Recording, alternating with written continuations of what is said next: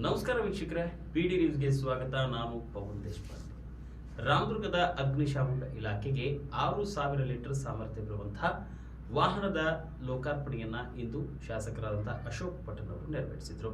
ಈ ವಾಹನಕ್ಕೆ ಇಂದು ಶಾಸಕ ಅಶೋಕ್ ಪಟ್ಟಣ್ ಚಾಲನೆ ನೀಡಿದರು. ಈ ಒಂದು ಕಾರ್ಯಕ್ರಮದಲ್ಲಿ ಇಲಾಖೆಯ ಎಲ್ಲ ಅಧಿಕಾರಿಗಳು ಸೇರಿದಂತೆ ಸಾರ್ವಜನಿಕರು ಉಪಸ್ಥಿತರಿದ್ದರು. ಈ ಕುರಿತು ಒಂದು ವರದಿ ಇಲ್ಲಿದೆ ನೋಡಿ.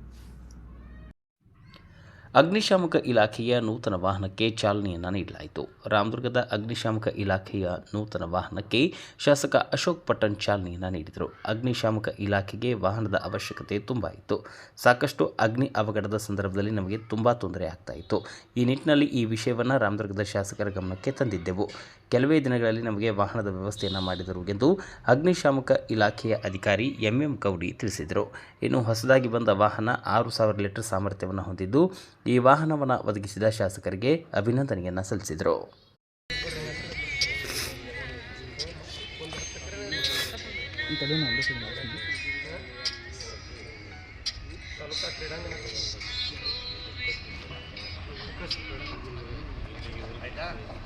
ನಮ್ಮ ರಾಮದುರ್ಗ ತಾಲೂಕಿನ MLA ಅವರಾದಂಥ ಅಶೋಕ್ ಪಟ್ಟಣ್ ಸಾಹೇಬರು ಅವರ ಇದರಿಂದ ನಮ್ಮ ರಾಮದುರ್ಗ ಅಗ್ನಿಶಾಮಕ ಠಾಣೆಗೆ ನೂತನವಾಗಿ ಹೊಸದಾಗಿ ಗಾಡಿಯನ್ನು ನಮ್ಮ ಇಲಾಖೆ ವಂಟನೆ ಮಾಡಿದೆ.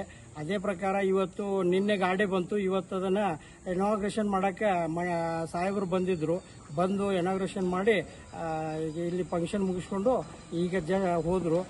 ಈಗ ಹೊಸದಾಗಿ ಬಂದಿರುವಂಥ ಗಾಡಿ ಇದು 6,000 ಲೀಟರ್ಗೆ ಸಾಮರ್ಥ್ಯ ಇರೋದು. ಮೊದಲಿಂದ ಹಳೆ ಗಾಡಿ ಇರೋದು 4,500 ಲೀಟರ್ ಕೆಪಾಸಿಟಿ ಇದೆ.